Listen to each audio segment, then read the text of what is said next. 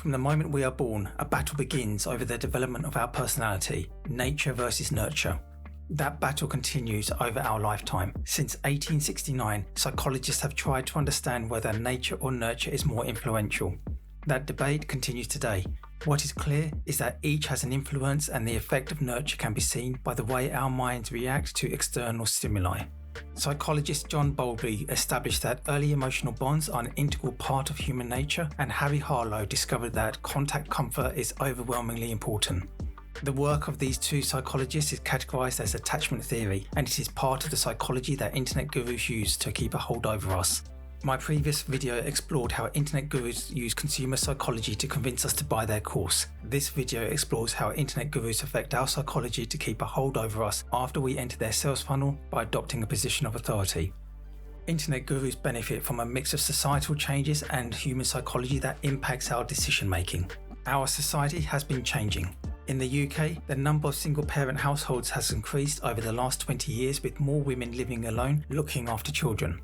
A similar pattern is seen across the West, with 15.76 million children living with a single mother in the United States. The psychological input of parents is complex and has been the subject of much investigation by psychologists. The absence of a father can lead to a child seeking a father figure, a male role model. In 1991, Guy Corneau published his paper, Absent Fathers, Lost Sons, which identified that fathers are often unable to give their sons the praise, affection, or recognition craved by their child.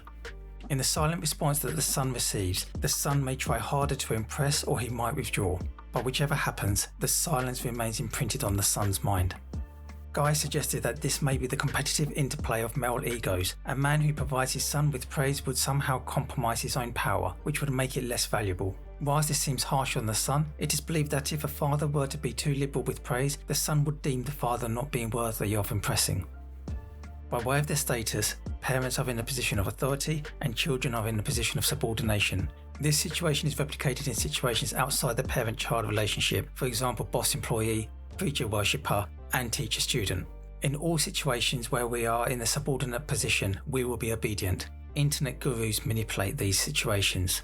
Humans are socialized to be obedient from an early age. The level of obedience can be scarily high, as shown by Stanley Milgram's 1963 behavioural study of obedience, which showed that we would follow orders even if that caused extreme pain to others.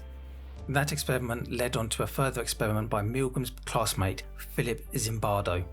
Known as the Stanford Prison Experiment, it showed that people will act according to the social roles assigned to them. Those in a position of power will naturally use, and at times abuse, their authority. Those in a subordinate position will submit to authority. Dan Pena is a man for numbers. You will see from my expose on Dan that he is not as wealthy as he makes out to be and has suffered multi-million-pound losses. However, in a room with Dan Pena, it will be difficult to be the alpha male after listening to his claims of wealth. His videos being picked up by motivational YouTube channels and testimonial interviews including Dan Lok. It's easy to see why so many people attend his course.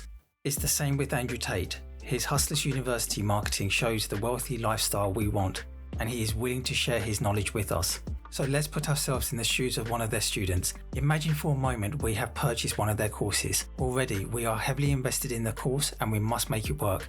This course is going to impact our future. If it works, we're on our way to be a millionaire. If it fails, we've lost all our money.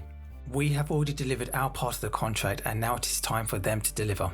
The balance of power is now with them. We've spent our money, lost our leverage. We now enter their realm, their territory, and friends and family won't understand the value they bring. The internet gurus assume the role of the teacher, and we are in the role of the student. We have now entered the parent-child relationship. Both Dan Lok and Brian Rose have even explicitly referred to Dan as a father figure. Andrew Tate adopts the position of an elder brother. Both adopt a position of authority. And while all the internet gurus place the issue of our lack of success with us not understanding the world or system, Dan Pena goes one step further, ridiculing, shouting and swearing at his students. No matter which way we cut it, Dan Pena is in a position of authority, just as Zimbardo described. Are we really shocked that someone who has just spent £20,000 will sit and receive abuse? Don't be. In 1951, Solomon Asch set out that a group exerts profound social effects on its members, with people feeling compelled to conform in order to fit in. This includes pretending or even convincing themselves that they agree with the majority. This tendency to conform can be stronger than their own values or basic perceptions. and as Milgram discovered, people are more obedient than you think. The degree of influence internet gurus have over us cannot be overestimated, with some students wanting to please or impress the authoritative figure. This imbalance in power can lead to poor decision making, further financial loss, and a feeling of undue influence. To break away from this imbalanced relationship, two things are needed: logic and emotions. To make a logical decision, there is a need for knowledge. Sometimes that knowledge comes by way of luck, such as the discovery that Dan Locke was in fact renting his $35 million property rather than owning it. Other times, knowledge comes by way of due diligence, such as reviewing company records to show Dan Peña's true worth. For Andrew Tate, it can be the knowledge of allegations that some of his wealth has been gained by illicit means. But I know what you are thinking. You're thinking that once you present a student with the evidence, they will open their eyes to reality, right? They would have the strength to break off the teacher-student relationship, yes? Not quite, because like a lot of people in imbalanced relationships, emotion comes into play. Any decision to break free from an imbalanced relationship requires emotion. The internet guru is in a position of authority, and the student is in a subordinate position. The huge potential financial loss amplifies the power balance in favour of the guru. In legal terms, we are in a weak bargaining position.